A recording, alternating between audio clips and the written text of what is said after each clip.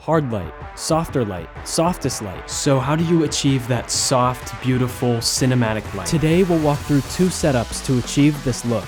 Well, here are some ways to diffuse light. Soft boxes, bouncing light, using silks. Different scenes call for different looks. There isn't a wrong way to do it. But the focus for today is to make a soft, natural look that looks good on faces. You may have heard of Roger Deakins' cove lighting. Basically, he'll wrap an area in front of a subject with muslin, and then he'll position lights to bounce into the muslin. The soft, large source creates a nice looking wrap around the actor's face. By wrap, I mean that the light covers more surface area of the skin, as you can see here. Even though cove lighting looks amazing on the skin, it takes a bit to set up and requires a lot of equipment. So today, the focus will be on the book light. You basically will create a book with a bounce and a silk, and then position the light to shine into the bounce. It takes up a lot less space than cove lighting, yet still provides a large, soft source. You could use this setup really anytime the subject is on camera. A dialogue scene, a driving scene, or for a corporate interview. Here's what we'll need to make the book light. You'll need a light, and maybe more power than you think. Since the light will be diffused multiple times, the output of the light on the subject will decrease. I'm using an aperture 300x for this, but you could seriously use any lights you have. Just get everything you have and pile it up. Make sure they're the same color temperature. Next, you need something to bounce the light into. You'll see the pros using an ultra bounce, 8x or 6x or something. If you wanted to, you could do that, but we're focusing on the cheaper options today. If you have one of the 5-in-1 reflectors, use it. I decided to grab myself a $12 sheet of polystyrene insulation from Home Depot to make my own bounce. It was 8 feet wide, but I cut it in half to make it 4x4. I used black gaff tape to cover the sides. Now for the diffusion. Again, you could be a pro and pick up a magic cloth or muslin 8x or 6x, or you could go the budget-friendly way. I recommend that you make your way over to a fabric store and purchase some bleached muslin. If you have a shower curtain, you could use that, but the muslin will give you a more accurate color. Sometimes a shower curtain can give off some weird hues on the skin. And lastly, you'll need stands and some grip equipment for everything. Before we get into the first setup, here's the why behind the book light. To explain this to you in simple terms, this is the size of the light.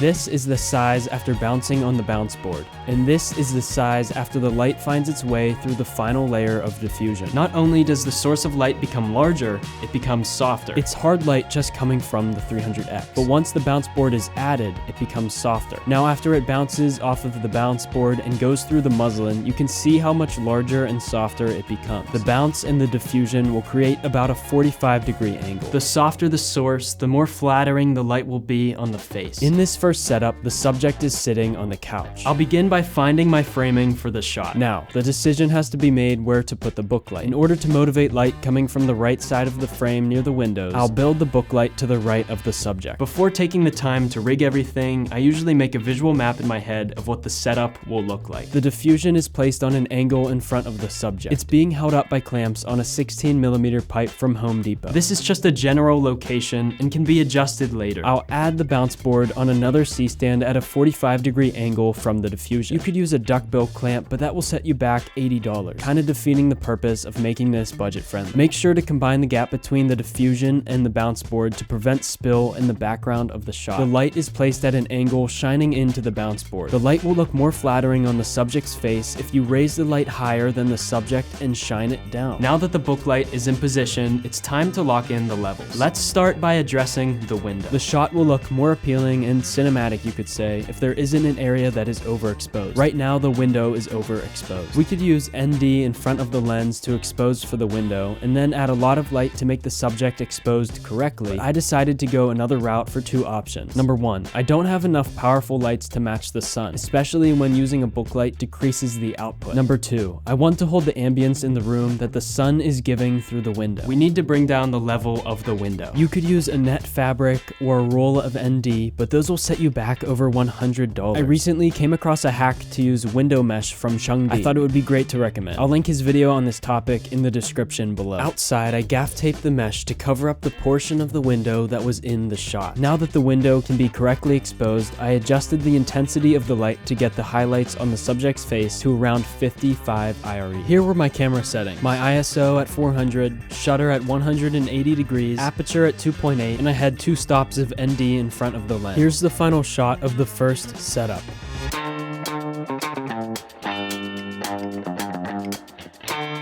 problem you'll face along the way is limited space to light a shot. Let's take this hallway for example. Your subject needs to be placed in this small area, but you need to make the light soft. You can't use a softbox because there is no room. This is a great scenario of where you can take advantage of a book light. First, find the position of your subject. Then, instead of a bounce board, so we can save some space, take a white blanket, shower curtain, really anything you have that's white and reflective, and tape it to the wall. Use paper tape so you don't rip off the paint. Next, you can take your diffusion and make the angle to your subject. Place your light, and voila, you have a book light. Finally, turn off all of the lights in the room and begin to lock down the shot. Because there are no other lights, I'll first expose to the subject's skin with highlights around 47 IRE. This might be a good time to mention how I'm deciding to expose my shot. In every corporate interview setup, I'll usually expose skin tones somewhere between 50 and 58 IRE. But in creative work, I'm a bit more flexible. I usually just try my best to expose for the look I'm going for. Hence why my second setup exposure was 47 IRE. I use false color to measure this. My ISO is at 400,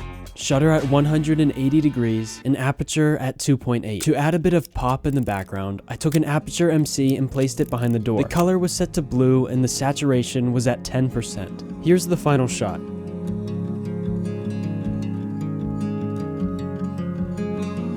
Using a book light is a great way to achieve a soft look on the skin without taking up a lot of space. I find the soft look to be my go-to for projects. Drop below any questions you might have.